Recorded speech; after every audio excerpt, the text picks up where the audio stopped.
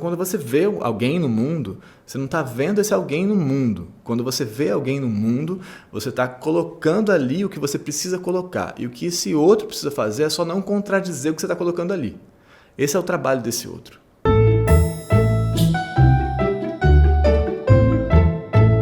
Gente, bom dia, como vocês estão? Tudo bem? Vamos lá. Seguinte, hoje eu vou tentar aqui com vocês entender o que é o enlace neurótico. Você sabe o que é o enlace? Você conhece o enlace neurótico? Não conhece? Já ouviu falar nesse termo maravilhoso? Mas talvez mesmo que você não conheça o enlace neurótico, ele é seu conhecido, vamos dizer assim, seu velho conhecido. Hoje a gente vai entender o que é o enlace neurótico, como é que ele funciona, por que ele é uma cagada e como é que a gente faz para não refazer o enlace neurótico, que é a parte mais importante, como sempre, que é como é que tentar fazer de outra forma o negócio, tá bom? Vamos lá? Preparados aí? Vamos nessa. Tá bom, é o seguinte, eu vou botar o índice aqui do vídeo, tá aqui o índice. Esse vídeo tem esses capítulos que estão aqui embaixo no player. Você pode, se você se perder, quiser voltar para os capítulos e tal, tem vários capítulos que eu vou destrinchar algumas coisas que são importantes para a gente seguir, para a gente entender o negócio. E aí uma coisa importante que é qualquer vídeo que eu citar, qualquer coisa que eu citar, eu vou citar várias coisas, vão estar na descrição aí embaixo. Então, várias vezes assim, se você não entender algum conceito que eu estou falando, não se preocupe, ele está na descrição aí embaixo em algum outro vídeo ou alguma fonte de pesquisa, qualquer coisa que eu citar que você talvez possa vir a não entender, clica na descrição que vai aparecer, tá bom? Então é isso, vamos lá. Há muitos anos atrás, no ano de 2019, ou seja, 25 anos atrás do nosso tempo atual, um jovem youtuber, cunhou, até onde eu sei, um termo chamado enlace neurótico. Gente, bom dia, bem-vindos ao nosso Dose Diária de hoje, como vocês estão? Tudo bem? Então hoje eu vou fazer o Dose Diária mais curto da nossa história aqui, se tudo der certo, que é explicando o que é um enlace neurótico, que eu falo sobre nos vídeos todos com a Flor e na vida, assim, o que é enlace neurótico? Que negócio é esse de enlace neurótico? O que você quer dizer com isso? Que enlace neurótico é esse que acontece entre uma pessoa e outra? Enfim, e aí, revendo isso, esse tempo todo depois, eu continuo aqui na minha função recebendo exatamente as mesmas histórias, as mesmíssimas histórias que me levaram a inventar esse termo. Até onde eu sei, tá, gente? Talvez esse termo já existisse. Mas que me levaram a inventar essa história e esse conceito, né? Essas histórias continuam acontecendo aqui do mesmo jeito, vamos dizer assim. Nada mudou. Quer dizer, muita coisa mudou, mas no que se refere a isso, nada mudou. Então eu achei que fazia sentido hoje a gente voltar a esse conceito para ver se a gente consegue fixar ele bem fixado assim na cabeça, na aula de hoje, tipo colocar ele pregar assim na capa da memória assim, para a gente tentar evitar essa repetição. É difícil fazer isso porque a gente um monte de coisa que a gente vai vendo aqui nesse mundão aqui na vida, a gente vai tentando acumular uns negócios e acaba que a gente não fixa nada. A gente não compreende nada e a gente continua repetindo porque é assim mesmo que a gente funciona. Mas então vamos primeiro definir o que é o enlace neurótico. Eu vou botar uma definição na tela para vocês aí. A definição está aí. Eu escrevi: encontro amoroso indissolúvel para ambas as partes e insatisfatório para pelo menos uma delas. Ou seja, encontro amoroso indissolúvel para as duas partes, nenhuma das duas consegue sair dali. E insatisfatório para pelo menos uma delas, porque pode ser insatisfatório para ambas, mas pelo menos para uma vai ser. Pode ser para ambas, mas pode ser que uma esteja sendo satisfeita de certa forma, pelo menos num campo assim, de uma região das nossas necessidades emocionais aqui. E aí é importante dizer que a gente vai usar aqui as necessidades emocionais, e essa é uma diferença nossa em relação a esse youtuber aí de 2019, que não tinha esse aparato teórico, né? As necessidades emocionais são as 7 necessidades emocionais. Se você quiser conhecer essas necessidades, estão aí embaixo na descrição. É muito importante que você conheça para a gente poder seguir, né? Para a gente poder se compreender, para você, na minha opinião, para você poder seguir no processo de compreensão, que é o que a gente usa na autoescrita, que é o nosso processo de pesquisa que a gente leva adiante aqui nesse canal. Mas então, das 7 necessidades emocionais, a gente vai aqui, como sempre, tratar fundamentalmente da necessidade de ser amado, que é essa estrela do nosso negócio, a mais importante delas. E a formação, junto com a necessidade de ser amado, é a necessidade de cuidar e a formação do campo de vínculo, especialmente o campo de vínculo original. Então, o que ocorre na nossa vida lá atrás é que a gente faz uma estruturação com um objeto de satisfação da nossa necessidade de ser amado. Esse objeto, via de regra, é a mãe ou algo assim, tá? Mas tem uma parte importante disso, e aí tem um primeiro erro que acontece na nossa concepção dos nossos sistemas de repetição, que é achar, não, então eu busco alguém igual a minha mãe. Eu escuto muito isso, gente, muito. Eu busco alguém igual a minha mãe, ou eu busco alguém igual ao meu pai. Ou, já que eu aprendi com a minha mãe que pessoas como meu pai tinham que ser as pessoas, então eu busco, como a minha mãe, busca alguém como o meu pai, né? Então, essa coisa assim. E não é assim que funciona, porque a nossa formação de objeto de satisfação é mais complexa do que isso. E a nossa busca atualizada por esses objetos também é mais complexa do que isso, né? Às vezes é isso mesmo, mas várias vezes ganha mais camadas do que isso. Por quê? A gente faz um primeiro aprendizado. O primeiro aprendizado que a gente faz, na verdade, a gente não faz, a gente já vem feito, né? Que é um aprendizado filogenético, a espécie vem, né? Que a gente já nasce com esse aprendizado, que é o bebezinho que chora quando precisa de calor, ou precisa de alimento e tal. Tem algum desvio, a gente tem as zonas homeostáticas nossas, que são essas zonas de equilíbrio, a gente tem algum desviozinho com esse bebê, e aí por reflexo, isso é muito importante, tá? Por reflexo, por instinto, esse bebê chora, né? É um reflexo chorar. É um reflexo no sentido de que não há um pensamento assim de, poxa, será que se eu chorar vai resolver? O choro é uma resposta selecionada pela seleção natural, assim, que é eficaz, né? Então, você tem um desvio da necessidade de ser amado, da necessidade de se aproximar, de que alguém se aproxime de você, você chora, e isso resolve, isso dá bom resultado, porque esse outro lá, que no caso é a mãe lá atrás, ou alguém, tá? Mas enfim, você está entendendo o que eu estou querendo dizer com a mãe, a função materna. Essa outra pessoa tem nela lá a necessidade de cuidar, né? Então, quando o bebezinho chora, a gente cria um desvio da necessidade de cuidar neste outro, que vai se aproximar desse bebê e cuidar dele. A gente forma assim o vínculo original, o que eu já chamei em vários lugares de o primeiro amor, né? Esse é o primeiro amor. Essa coisa toda não é aprendida. Ela no primeiro sentido, não é aprendida por esse sujeitinho que nasceu. Ela é aprendida por uma espécie. Ela foi aprendida por você antes de você nascer. Isso não é místico, tá? Isso não é nada de estranho, nada disso. É assim que funciona a natureza. Mas logo que você vem ao mundo, naturalmente, você não nasce num campo biológico estrito, você nasce numa cultura. Eu ia falar cultura. Você nasce numa cultura, né? Você nasce então com uma mãe específica, que tem uma história específica. Você nasce numa família específica, num tempo específico, numa cidade específica, naquela casinha lá onde você nasceu, com aquela caminha, se você olhar suas fotos, você tem fotos, não tem fotos, com a história toda que você tem, né? Com os tipos de abandono que você sofreu ou não sofreu, com tudo que aconteceu na sua vida, tá? E aí então, rapidamente, esse bebezinho vai começar a produzir aprendizados na existência dele sobre como que ele satisfaz essa necessidade de ser amado. Por que ele tem que satisfazer isso? Porque ele é teimoso, cismado? Não. Ele tem que satisfazer isso porque ele tem que sobreviver, né? Ele tem que sobreviver. Se o ambiente fosse um ambiente estritamente biológico, como a gente poderia dizer que os outros mamíferos são mais biológicos do que a gente, que somos mais culturais, não que eles não tenham cultura, né? De certa forma, um monte de gente tem cultura, não só humano, isso é uma discussão outra, mas a gente não precisa entrar nela. Mas se o ambiente fosse só biológico, a gente não precisaria suplementar os aprendizados filogenéticos com outros aprendizados ontogenéticos, que são esses que a gente faz na nossa vida. Onto é o ser aqui, é genético, gênese e criação. Então a gente não precisaria suplementar isso com esse outro aprendizado. Mas como a gente nasce num campo cultural, a gente vai precisar fazer uma suplementação intensa e rápida desses aprendizados. Que são da espécie. Essa suplementação, que tem a ver com o seu ambiente, especialmente, essa aí é que vai causar no futuro o nosso enlace neurótico.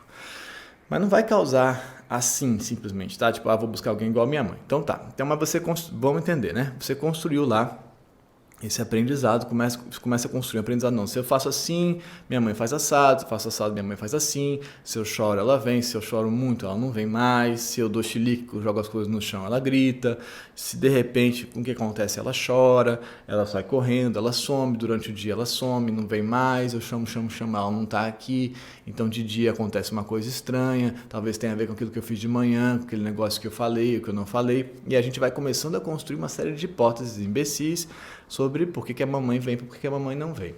Essas hipóteses são muito importantes. A gente chama lá na autoescrita, na nossa última etapa de pesquisa, de o enunciado narcísico, que esse momento é o momento do narcisismo, né?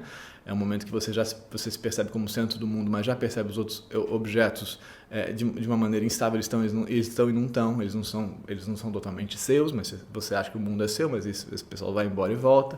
Se você quiser compreender isso, está embaixo. Isso que a gente chama de narcisismo aqui. Mas então esse criancinha aí, que esse período vai variar muito, vai formular hipóteses, explicações estúpidas. São estúpidas porque são infantis, não é porque você era uma criança estúpida, não é isso que eu estou falando. Eu estou falando que toda criança, no que se refere à compreensão da realidade, tem uma limitação, né? Todo adulto também, mas as crianças em tese têm mais. Bom, vai formular uma série de explicações do porquê que essa mãe não vem, e com essas explicações vai tentar fazer uma atuação, né, no mundo, né? Vai tentar, vou tentar fazer assim, vou tentar fazer assado, se eu reagir, se eu for muito boazinha, se eu for muito legal, se eu for sempre bem comportado, ou se eu quebrar tudo, ela vem, vai variar, o tipo de aprendizado vai variar muito em função do ambiente, essa é a parte importante, tá? O tipo de aprendizado que você vai constituir vai variar muito em função do ambiente. E aí outro ponto fundamental é que esse aprendizado que você constituiu, essa parte, por favor, vê se você consegue entender essa parte. Se você não conseguir entender essa parte, meu trabalho aqui não fez sentido. Mas esse aprendizado que você fez aí, ele não é consciente. Ele, hoje em dia, na sua vida, ele não surge de maneira consciente, tá? Isso é muito importante para o final do vídeo, porque eu vou falar de como não repetir o enlace. Ele não surge de maneira consciente, ele está automatizado em você. Das duas, uma, ou das duas, ele está automatizado. Porque quando você o constituiu, lá em torno dos 2 anos, por exemplo, você ainda não conseguia sedimentar memória episódica, memória de cena. Você não lembrava das coisas como você lembra hoje em dia das coisas. Porque o seu hipocampo, que é o lugarzinho no seu cérebro que organiza as memórias, ele não estava amadurecido. Então você não conseguia sedimentar essas memórias, entendeu? Então não tem como você lembrar que você pensou isso naquele dia que a sua mãe saiu por conta disso. Não dá para você lembrar. Não adianta, você pode fazer a reza que você não vai conseguir lembrar. Você não vai chegar lá. Essa é uma coisa que eu também falo o dia inteiro, todo dia. Não vai conseguir chegar lá. Relaxa, porque não é esse o ponto. Você não vai conseguir chegar lá, sacou? Então, mas você vai sedimentar, você vai fazer esse aprendizado sem fazer o episódio do aprendizado das duas, uma eu falei, ou porque você não tem o hipocampo amadurecido, ou porque, mesmo tendo, em torno de 3, 4 anos, por exemplo, você continuou fazendo esse aprendizado, você o automatizou, você tirou ele do campo de representação de imagens e coisas e tal e transformou ele numa memória de procedimento, que a gente chama, né? Que é uma memória de ação, uma memória automática, uma memória de ação. O que a gente faz, as ações que a gente faz na vida, elas são os procedimentos que a gente faz, tipo andar, por exemplo, né? Ou falar aqui, né? Tudo isso é memória, né, gente? Mas essas memórias a gente não tem que lembrar para andar. Se a gente tivesse, a gente estava lascado. Então a gente anda sem precisar lembrar. A gente precisa de um negócio, eu preciso de água, como o exemplo que eu sempre dou, eu preciso ir ao banheiro, eu ando, eu não penso, preciso ir ao banheiro. Como é que eu faço? Como é que eu faço para ir ao banheiro aqui? Como é que eu vou fazer? Não, tudo isso está mapeado na minha vida, tá? Já é sabido, eu levanto, vou até o banheiro sem ter que pensar, podendo pensar em outra coisa. Por quê? Porque é mais importante que o meu cérebro possa se ocupar com outra coisa do que como é que eu faço para ir até o banheiro. Então, lá na infância, essa parte é bem importante, você tinha que se ocupar com muitas coisas, tinha que aprender muitas coisas, inclusive andar, por exemplo, ou a falar, ou articular coisas, ou andar de bicicleta. Hoje em dia ninguém mais aprende a andar de bicicleta, mas ou mexer no tablet, né? Você tinha que aprender a mexer no celular. Hoje em dia, as crianças hoje em dia têm que aprender a mexer no celular. Então, elas não podem ficar pensando, gastando a memória de trabalho, que tem pouco espaço, elas não podem ficar gastando esse negocinho aqui pequeno, que só sustenta no presente 7 pedacinhos de informação aqui na memória, working memory, ou short-term memory, que é memória de curto prazo. A gente não, é muito pouco espaço que tem aqui de informação. Então a gente não pode ficar ocupando isso com, poxa, minha mãe vem, minha mãe não vem, minha mãe vem, minha mãe não vem, minha mãe vem, por que vem, por que não vem? Então a gente automatiza uma resposta para a gente poder seguir adiante na vida, né? E aí essa automatização ou automação, essa transformação de conteúdo de pensamento em conteúdo de ação, ela é feita de maneira prematura e indevida, vamos dizer assim. Por que é indevida? Porque ela não é satisfatória, ela não funciona, mas você faz porque é o melhor que você pode fazer naquela hora, você inventa uma resposta, tenta seguir com ela e ela é suficientemente boa, vamos dizer assim. Ela não é uma merda, mas ela é o melhor que você consegue fazer, você segue com ela, entendeu? E aí você vai, então, a tratar os objetos de satisfação da necessidade de ser amado a partir dessa resposta que você fez. Esse é o primeiro passo para o enlace neurótico, né? Considerando o ambiente que você tem, você constitui uma explicação e uma resposta de ação, uma resposta para essa explicação, uma ação a partir dessa explicação. Isso acontece por isso, é uma hipótese, então eu faço assim, né? Isso é por isso a explicação, então eu faço assim, né? Minha ação. Então, a hipótese do nosso modelo gerador de hipótese do cabeção, chama o modelo gerador de hipótese, e a ação é a alostase. A alostase é a ação no mundo para satisfazer o desvio homeostático. Tudo está embaixo também. Mas bom, a gente segue. Vamos dizer que isso aconteceu com você quando você tinha 3 anos de idade, tá? De novo, vou repetir, isso varia muito de pessoa para pessoa, a idade, a maneira como isso acontece e em função do ambiente que você tem, né? Obviamente. Mas aí isso é uma parte importante também, que é um erro que as pessoas fazem muito, várias vezes na autoescrita eu tenho que ajudar nesse erro, ou nos atendimentos, enfim, é que essa resposta, ela não acontece e desaparece e está feita e assim vai seguir. Em certo sentido, sim, você automatizou essa coisa, mas sempre que você se deparar com esse desvio de novo, ou seja, sempre que sua mãe sair ao longo da vida, ou seu pai, esse outro objeto, ou quem quer que seja ou a sua cuidadora, a sua tia, a sua avó, não interessa, tá, gente? Não é esse o ponto. Mas sempre que essa pessoa sair, você vai, com a sua cabeça daquele momento, naquele ambiente no qual você está, tentar explicar aquilo, né? Você tem esse conteúdo automático de ação, mas você pode, muitas vezes, isso vai acontecer muitas vezes, pensa aí, tentar explicar isso e tentar solucionar isso. E aí isso é interessante. Mesmo isso estando automatizado, você vai criando camadas em cima dessa coisa que é automática. Então, por exemplo, ali em torno dos 5 anos ou 4 anos, vai variar, mas você vai receber uma narrativa muito incrível, que é a narrativa do amor romântico, né? Você vai receber essa narrativa e ela vai surgir como solução adicional para aquilo que não está se resolvendo. Porque lembra que não resolve, né? Então, o desvio não vai se resolver porque a sua explicação não é boa. Então, você pensa assim, se eu for muito boazinha, minha mãe vai voltar, vai cuidar de mim. Não vai. Sua mãe saiu para trabalhar, porque ela está lascada, tem que fazer 3 empregos para conseguir pagar as coisas, seu pai sumiu, o que seja. Então, ela não vai voltar, entendeu? Quando ela voltar, ela vai estar estressada, cansada, exausta, porque essa é a nossa realidade, né? Então, não adianta você ser boazinha, ou não adianta você cuidar das coisas, não adianta, porque você não vai conseguir cuidar das coisas direito, porque você tem 4 anos de idade. Então, não vai resolver. Então, você vai ver na TV, em algum lugar, uma história de um príncipe, um negócio assim, né? Você vai ver alguém, ou então uma história de sucesso também, pode ser hoje em dia, talvez a gente tenha mais histórias de sucesso e de coisa do que história de príncipe, mas o ponto é que você vai formular em cima dessa história uma outra narrativa que vai te ajudar, assim, vai ganhar uma camada aí. Então, eu preciso ser boazinha para lidar com esse objeto que é instável, vamos dizer assim, né? Eu nunca sei como ele reage, mas eu também posso encontrar um príncipe, né? E aí na sua cabeça maravilhosa, no nosso cabeção, a gente vai juntando essas coisas, né? Então, estranhamente, lá no futuro, quando você se deparar com algum objeto, você pode constituir um príncipe que seja instável e faltante. A gente vai chegar a esses elementos de constituição do enlace neurótico daqui a pouquinho.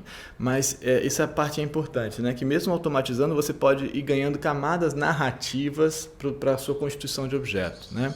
Para o seu objeto de satisfação. Tá? Elas nunca param, a gente nunca para de ganhar. Então você pode ler um livro na adolescência que tem a ver com a história de um cara X ou uma mulher Y ou o que quer que seja, e aí você vai colocar novos atributos para esse seu objeto, entendeu? E aí isso vai ganhando complexidade. Então, isso é uma parte bem importante de entender. Esse objeto vai ganhando camadas, né? Você faz um automatismo, mas ele vai ganhando camadas. Assim como, por exemplo, você pode adicionar partes da sua mãe, que é um primeiro objeto, do seu pai, que é um segundo objeto, do seu irmão, da sua tia e tal. Você vai constituindo um objetão mais complexo de satisfação. Tem um vídeo que a gente fez aqui sobre a construção dos objetos de satisfação, talvez ajude a pensar isso. Mas o ponto da história é que a sua nosso processamento sensorial, ele não funciona, o nosso processamento cognitivo, ele não funciona de articulação de memória de uma maneira assim tão simples como a gente acha às vezes que funciona. Eu quero uma coisa igual a minha mãe. A gente é capaz de articular pedaços de informação, associar para construir um objeto, né? Então, é como se a gente falasse assim, eu gosto de macarrão e eu gosto de queijo, então eu posso gostar de macarrão com queijo, entendeu? A gente junta as coisas, dá para entender? Então, a gente vai articular pedaços para construir um objeto, e a gente faz isso várias vezes na vida, né? De vários jeitos, assim. A gente não é capaz de pensar o que a gente nunca viu, isso é maravilhoso, mas a gente é capaz de combinar dados e pedaços, né? E qualidades, características de objetos diferentes num outro objeto. Então, a gente vai construir isso aí, né? E várias vezes a gente vai fazer isso de novo de maneira inconsciente, porque você viu lá essa história com 5 anos, essa historinha do príncipe encantado, e ele era assim, assado, e você não lembra mais daquilo, mas aquilo ficou marcado e foi de novo automatizado, então esse seu objeto aí foi ganhando novas camadas, tá bom? Então, com isso a gente consegue compreender como que se dá essa formação de objeto, considerando que a nossa memória funciona por associação. Muito bem, mas é isso aí, a gente entendeu mais ou menos assim a construção desses objetos, que são os objetos com os quais a gente vai se deparar e vai fazer o enlace neurótico. Isso é a parte importante, né? Tá bom, muito bem. E aí eu vou te dar alguns exemplos de montagens que podem acontecer na idade adulta com esse objeto, assim, né? Vou dar alguns exemplos, mas vocês podem completar, se vocês quiserem, com outros exemplos. Vou botar aqui para você, eu fiz aqui, né? Você encontra esse objeto e aí esse objeto, na sua narrativa aí, ele pode ser, dependendo do seu modelo original ou de como que você associou ao longo desse caminho, ele pode ser assim muito agressivo com você. Ele é um objeto agressivo, né? Isso quer dizer que sua mãe foi agressiva? Não. Quer dizer que seu pai foi agressivo? Não. Quer dizer que as duas coisas? Talvez sim. Quer dizer que uma parte das duas? Talvez sim. Mas quer dizer que você, criança, experimentou uma imagem de agressividade. Então, essa é a parte importante também. Às vezes a gente fica, minha mãe batia em mim, então eu quero alguém que bata em mim. Não é assim tão simples. Tem a ver com a experiência desse bebê e de como que ele associou uma série de camadas, tá? Mas o que a gente sabe é que se você está buscando essa agressividade, isso é um indício para a gente de algo que você está tentando corrigir. A gente vai chegar aí. Mas então, ele é agressivo? Ele é faltante, tem sempre um terceiro elemento, ou seja, a montagem do ciúme, também é bem possível que exista, né? Porque no fundo tem sempre um terceiro elemento na vida, então essa montagem é muito clássica, porque na vida tem sempre um terceiro elemento, pelo menos, né? Tem sempre um pai, tem sempre um irmão, tem sempre alguém, tem sempre o trabalho, tem sempre um amigo, né? Então tem sempre essa ameaça de um terceiro que seja melhor que você, né? É até interessante quem não tem ciúme nesse sentido, né? Como é que faz para não ter ciúme, né? Para não estar ameaçado? Isso é uma coisa bem interessante de pensar, que a gente pode pensar num outro vídeo sobre os novos modelos de relação, por exemplo, nos quais o ciúme não é uma questão. É bem interessante de pensar. Bom, esse objeto, ele é imprevisível, você não sabe no que ele vai fazer, ele é frio, né? Ele é distante, né? Assim, um objeto distante. Ou ele é muito expansivo, né? Ele é muito, como é que chama essa coisa assim, né? Muito independente, um objeto independente. Ou ele é muito... Como é que chama aquela palavra, gente? A pessoa que é espontânea. Ele é muito espontâneo. Ao contrário de você que está sempre preocupado, assim, como é que vai falar, o que vai falar para não desagradar e tal, e tal. Esse objeto que você vê é muito espontâneo. Ele fala, ele parece não estar preocupado com as coisas, né? Uma outra montagem também. Ele é muito grande, né? Ele é muito forte, ele é muito belo. Todas essas coisas estão ligadas também sempre à dominância, né? Alguém que é aquilo que você não é, né? Aí vai voltar para os nossos campos clássicos aqui que a gente fala sempre de inadequação, tem alguma coisa de errado comigo, e esse objeto que eu vou buscar, né, na idealização romântica, juntando lá atrás, ele vai me trazer uma coisa que eu não tenho, né, que eu não sou, então ele vai resolver esse problema para mim, né? Então ele vai resolver a minha inadequação e me aproximar do meu ideal do eu. Tá? Tudo isso está embaixo se você quiser entender, mas isso são montagens também muito clássicas. As montagens vão variar muito, tá, gente? Mas são montagens clássicas pra caramba. Ele não, essa é muito boa. Ele não precisa de mim tanto quanto eu preciso dele, né? Então esse objeto, que é a mãe, né? Que eu via de regra, não precisa tanto de mim quanto eu preciso dele. Ou eu preciso cuidar dele para que ele fique, né? Ele está sempre em risco. Ele está sempre prestes a se machucar, né? Também, que é um clássico especialmente, não sempre, mas de mulheres que vão cuidar de homens aí que estão sempre alcoólatras ou doentes psiquicamente, assim, com questões assim muito sérias e tal, e coisas você vai ter que cuidar para que ele sobreviva, né? Que também é um clássico. Quer dizer que sua mãe era alcoólatra? Não. Quer dizer que seu pai era alcoólatra? Talvez sim, mas não é assim que funciona, como acho que já deu para entender bem. Bom, mas aí a gente vai constituir essas montagens desses objetos, né? Mas aí, como eu disse para você, esses são as montagens possíveis dos enlaces, né? Tipo essa remontagem do objeto. Mas como eu disse para vocês, tem uma coisa importante que as duas partes precisam estar conectadas a isso, né? Então, quando você encontra esse objeto no presente, a gente vai para o presente para entender como é que isso acontece. Quando você encontra esse objeto no presente, olha só que importante essa parte, tá? Você não vai ver o objeto, tá bom? O que você vai ver é a sua projeção de memória do seu objeto. Isso não é um jeito de dizer. Quando a gente está experimentando o mundo, né, 90% da nossa experiência em torno disso é memória. A sua memória é uma ilha de edição da realidade. Então, você vai editar a realidade, projetar e construir a realidade pela sua memória. Não é jeito de dizer. Então, quando você encontra um objeto, 10% só da sua experiência de relação... O objeto é o outro, tá, gente? 10% da sua relação com esse objeto vem de lá. O resto todo é colocado daqui. É daqui para lá e não de lá para cá. Daqui para lá. Isso é muito importante. Então, quando você vê alguém no mundo, você não está vendo esse alguém no mundo. Quando você vê alguém no mundo, você está colocando ali o que você precisa colocar. E o que esse outro precisa fazer é só não contradizer o que você está colocando ali. Esse é o trabalho desse outro. E se a gente conseguir entender essa parte, é muito importante. Já é suficiente para a nossa vida. E aí, o que esse outro precisa fazer para se tornar o seu objeto de amor? Ele precisa não contradizer a sua hipótese, a sua premissa sobre a realidade. Se ele fizer isso, ele continua sendo seu objeto vamos dizer, de idealização. Tá? Beleza, né? Então, você vai colocando ali, fazendo uma previsão da realidade. O nosso cérebro é um cérebro preditivo, né? Ele prevê a realidade, monta a realidade a partir da memória dele. Maneiro. E aí esse outro vai servindo de suporte. Como eu digo, em geral, esse outro é uma tela. Ele é uma tela na qual você projeta literalmente as coisas e ele tem só que não atrapalhar esse processo, né? E ali você projeta todos esses atributos que você constituiu lá atrás desse objeto de satisfação. Ou alguns deles, ele tem que ser suficientemente bom esse objeto para essa projeção acontecer. Se ele começa a desviar demais, você quebra o encanto, vamos dizer assim, né? Desviar demais não quer dizer se comportar mal no sentido ético da história, muito pelo contrário. Desviar demais quer dizer se comportar fora do que está previsto na sua hipótese de satisfação, lá de trás ou ao longo da vida da constituição desse objeto de satisfação. Tá bom? Na sua hipótese, o seu modelo gerador de hipótese, que vai para a realidade buscando a confirmação desse modelo e tentando remontar esse modelo por que você está fazendo isso? Para que você possa satisfazer, né?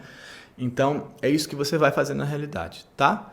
Então, e aí, o que esse objeto precisa fazer? Ele precisa caber dentro disso. Por que ele vai ficar? Né? Porque o enlace, ele precisa que o outro fique. O outro precisa ficar. Ele precisa deixar que você faça isso, pelo menos. Ele não precisa se apaixonar por você como você se apaixona por ele. Isso até pode acontecer. Duas pessoas montarem no outro imagens projetadas concomitantemente. Isso pode acontecer. Por isso que eu falei que pelo menos uma das partes, mas pode ser as duas. Mas esse outro objeto ele pode se satisfazer com a sua projeção, né? Então, narcisicamente, esse objeto pode se satisfazer com a sua projeção da sua satisfação nele. Isso quer dizer que ele quer ficar com você, se casar com você, ter filhinhos, cuidar, viver, viajar? Não. Isso quer dizer que ele tá ganhando algo nesse processo da sua projeção. Então, tem um vídeo que chama Idealizador e Narcisista, que pode ser legal para ver. Bom, mas em que acontece isso? Essa montagem ela acontece, bem importante também, não é você que faz, tá? Isso vai ser importante sobre como não fazer, como reconhecer esse negócio acontecendo. Não é você que faz essa montagem. Essa montagem ela acontece em você. Como tudo, né? Os pensamentos acontecem em você. As emoções, os afetos acontecem em você, não é você que escolhe. Elas acontecem em você. Por que acontecem em você? Você está lá em desvio da necessidade de ser amado, como todos estamos nesse mundo de, meu Deus, terrível e tal, de carência de vínculo, todo mundo lascado, vai ver o vídeo do TDG, todo mundo lascado. E aí você está zoado aí na vida e aí de repente passa na sua frente um objeto que te lembra, sem você perceber, tá? Essa montagem acontece em você. Te lembra suficientemente algo que parecia familiar àquele objeto de satisfação ou a montagem que você fez ao longo da vida desse objeto de satisfação. E aí você projeta ali um negócio e fala, ué, ali eu posso ver, posso conseguir. Né? E aí você, então, se conecta a esse objeto. Se ele deixar, aí o enlace acontece. Se ele deixar, se for suficientemente bom para ele também, em algum grau, qualquer que seja o grau. Então, ele vai se sentir amado pela sua projeção. Ele do lado de lá vai pensar, olha, finalmente a minha mãe reconheceu o meu valor, por exemplo. E você, ou eu tenho valor mesmo, se for uma coisa bem de montagem narcísica, assim, mas enfim, não vamos entrar nesse outro agora, pensa em você. E você vai falar, eu achei esse objeto. E aí, nesse momento que você fala isso, e essa parte é muito importante, é o momento que eu chamo de momento do rapto. Você está raptada pela sua própria projeção. Você foi capturada ali, porque naquela hora você falou, dessa vez eu vou conseguir pegar esse objeto, não vou deixar ele escapar. Então, este momento é um momento necessariamente ansiogênico. E aí não depende do tipo de objeto que você tem, porque, por exemplo, lá atrás, na listagem de objetos que eu fiz, você pode ter, por exemplo, uma mãe que é muito invasiva, que não te percebe da maneira que você é e da qual você tenta se defender, né? E aí você pode perceber esse objeto dessa forma também, estranhamente. Mas, enfim, até numa pergunta que surgiu na autoescrita esses dias, no nosso processo de trabalho lá, de novo vai conhecer a autoescrita aí embaixo, sobre o modelo de apego evitativo, né? Que tem a ver com, muitas vezes, com esses processos de invasão. Enfim, mas então você pode perceber esse objeto assim também. E aí você tenta se estar retraído e com medo desse encontro. Então, tudo pode ser, né?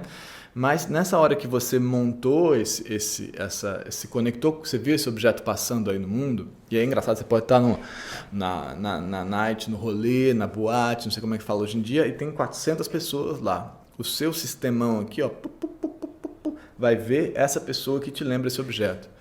Não é que você viu. E aí é muito bom como as pessoas falam, não, eu vi, de repente quando eu vi já estava lá, já tinha sentido. E aí o sinal é aquele sinal assim das borboletas e tal, do frio na barriga e tal, que é cortisol, né? É estresse, é ameaça antes de qualquer coisa. Por que é ameaça? É ameaça porque nesse momento você fala, dessa vez eu vou sobreviver, dessa vez eu não vou deixar escapar, dessa vez eu vou conseguir pegar, né? Então, o sinal em si do apaixonamento é um sinal de remontagem dessa situação com esse objeto, dessa cena com esse objeto e de uma tentativa de conservar o objeto que escapou lá atrás, do qual esse objeto você não conseguiu segurar. E assim você vai. É muito legal pensar isso, né? Então, e aí nessa hora, se essa sua projeção que você fez serve para esse outro, essa projeção desse objeto, esse outro topa, você faz então esse encaixe aí que a gente vai chamar de enlace neurótico. Você está projetando nele uma remontagem do seu objeto e ele está recebendo de volta com isso alguma coisa. É possível que ele projete de volta também e que vocês fiquem num jogo duplo, né? Num jogo que realmente ele projeta em você algo suficientemente bom e você projeta nele. Mas é importante perceber que aí não há relação, especialmente aí não há amor. A gente vai definir amor já, eu acho, se tudo der certo. Mas aí não há amor, aí há uma troca de projeções, né? Projeções não no sentido da psicanálise lá, até um pouco, né? Da projeção, da psicanálise, né? Projeção no sentido de projetar mesmo, de colocar ali. É isso que está acontecendo aí, tá bom? E aí nessa hora você não vai mais conseguir deixar esse objeto sair, porque lembra, você está pensando, agora eu não deixei ele escapar, agora eu preciso conseguir dessa vez corrigir o que eu não consegui fazer lá atrás. E pior, né, na sua memória lá de trás, se você deixar esse objeto escapar, você morre. Se você deixar ele sair, você se lascou, você desaparece, você morre, como o bebê que morre quando a mãe não volta. Então dessa vez você está em vias de, ao mesmo tempo, conseguir finalmente sobreviver, né, conseguir se satisfazer, e em vias de morrer, né, finalmente morrer. Então, essa coisa dupla está acontecendo aí. Por isso que você fala, não, dessa vez eu vou... Não, peraí, mas e se eu tentar de novo? Não, mas e se eu mandar outra mensagem? Mas como é que faz? Mas e se ele... É muito difícil de parar essa cadeia, esse motor que acontece dentro de você, né? Que eu escrevi aqui, olhando as notas. Dessa vez eu vou conseguir, né, corrigir isso. E aí a relação se transforma num processo de antecipação dessa ruptura, dessa falha, né? Então você fala, cara, como é que eu faço para que isso não aconteça de novo, para que dê errado? Porque no fundo você está aí tentando evitar o desamparo, né, que ocorreu lá atrás. Você está tentando evitar isso que a gente chama aqui de fim do amor incondicional. Você está tentando evitar isso que ocorreu lá nesse momento do narcisismo, que você viu as pessoas saindo. Você está tentando evitar isso. Entendeu? E aí, então, a gente, para pensar, só que, por que isso não é bom para a gente? Né? Por que isso não é bacana? Porque o que você precisa, voltando lá atrás, é satisfazer a sua necessidade de ser amado, né? Para satisfazer a sua necessidade de ser amado, como a gente disse lá atrás, você precisa formar a dupla do vínculo. Vai ver vínculo lá embaixo. A dupla do vínculo se monta do lado com a necessidade de ser amado de um lado e necessidade de cuidar do outro lado. Então você precisa dessas duas forças para formar o vínculo. Esse outro não está querendo cuidar de você, né? E nem você está querendo cuidar dele também, tá? É importante dizer que não é você que é uma vítima, porque você não está querendo cuidar de ninguém, né? Você pode estar montando um cuidado para conservar o objeto. Isso é uma outra coisa. Mas então, isso é insatisfatório, é deletério, é uma bosta, porque você não vai montar vínculo. Você vai montar uma repetição de uma cena projetada que nunca sai dela mesma, né? Então você não vai constituir uma relação, você não vai fazer um enlace amoroso, como eu também costumava dizer. Você não vai constituir amor. Amor, como a gente chama o segundo amor, podemos definir aí o amor adulto, segundo amor, é a alternância de posições, né? O vínculo é a alternância de posições da necessidade de ser amado e da necessidade de cuidar. Então, em alguns momentos, você está na posição de satisfazer a sua necessidade de ser amado, enquanto o outro cuida, e em outros momentos, você está na posição de satisfazer a sua necessidade de cuidar, enquanto o outro é amado. Isso é o vínculo adulto, né?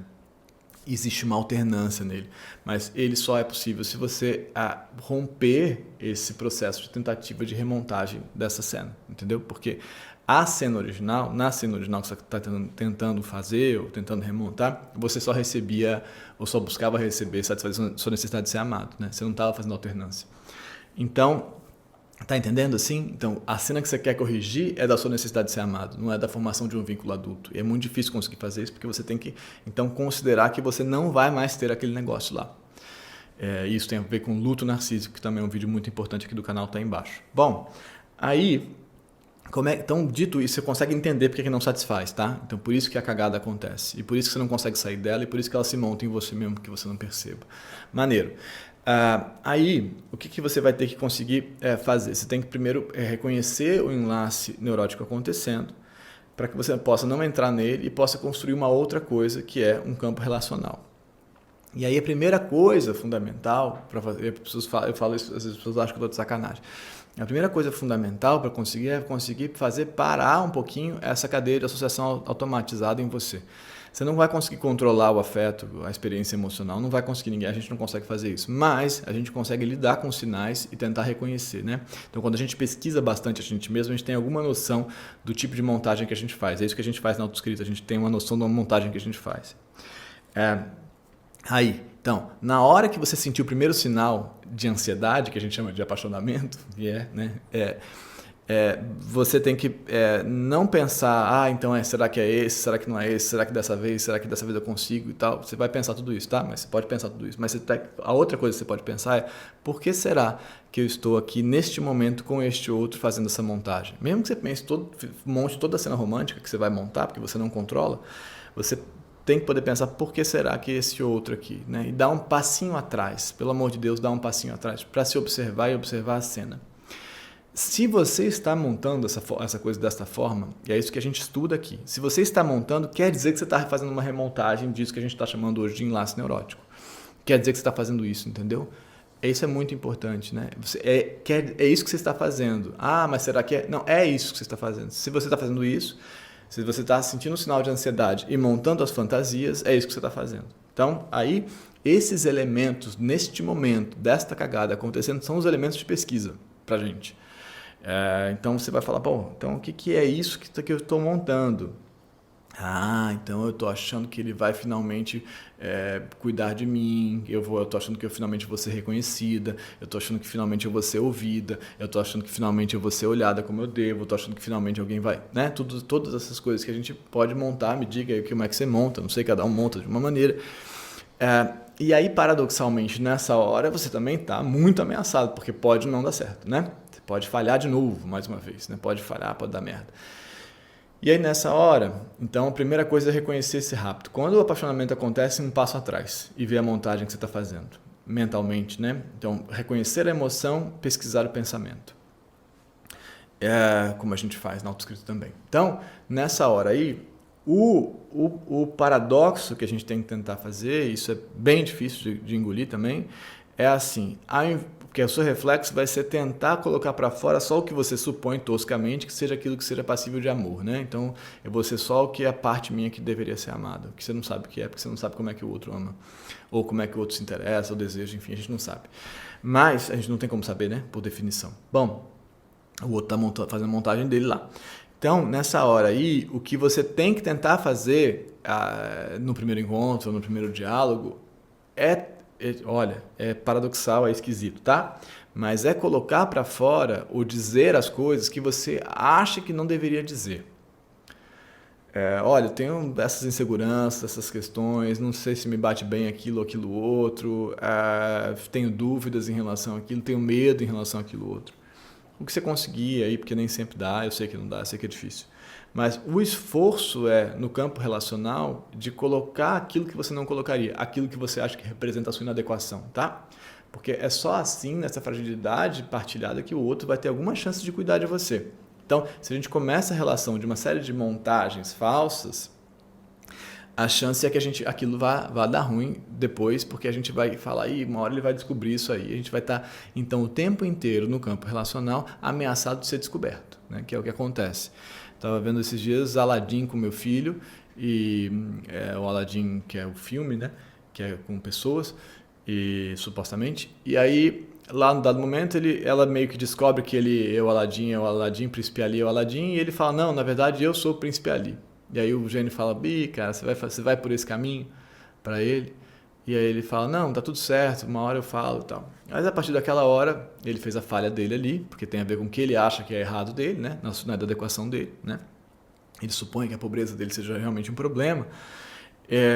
Então, a partir dali, ele está um pouco condenado a tentar esconder isso, né?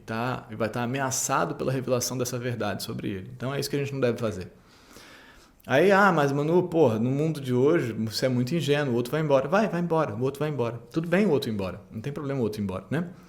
Mas a gente pode tentar construir esse lugar aí, onde a gente faz isso cada vez mais, e a gente tem chance de que se o outro não for embora, o outro pode ir embora. Mas se o outro não for embora, a gente pode tentar construir uma relação que tem alternância da necessidade de cuidar, da necessidade de ser amado.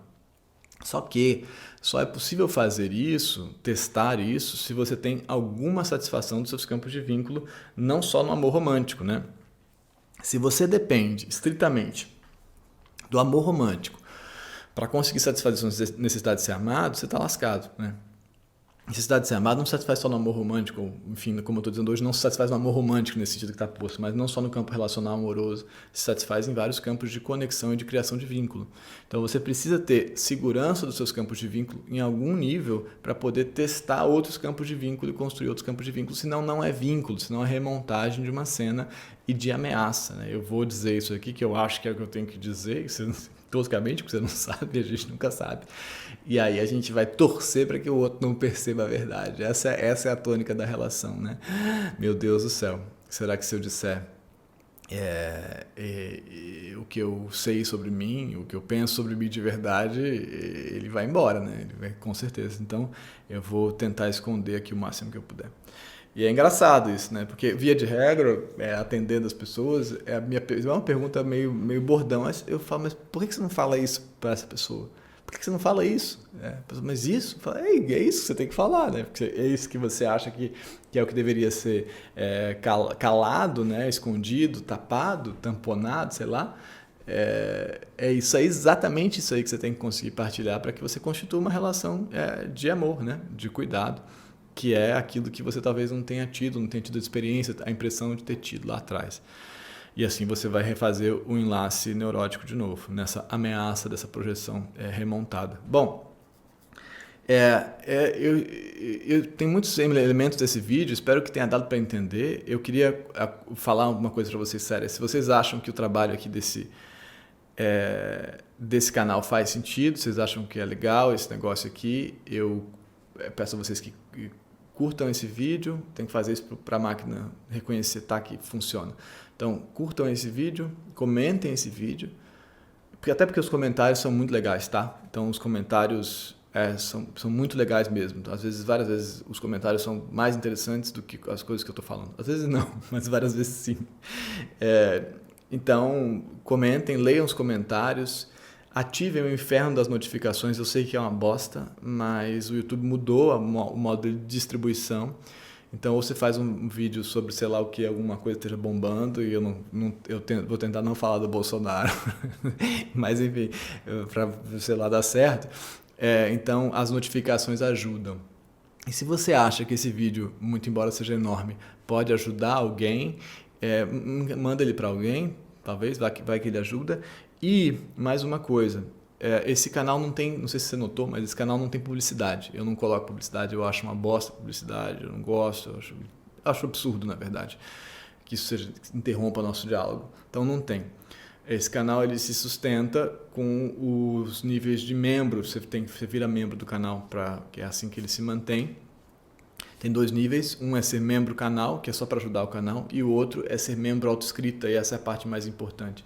Sendo membro autoescrita, você ao mesmo tempo faz o canal existir, e que é muito legal, e participa dessa pesquisa comigo sobre seu próprio modelo de montagem, seu modelo de repetição, tudo isso que a gente falou hoje.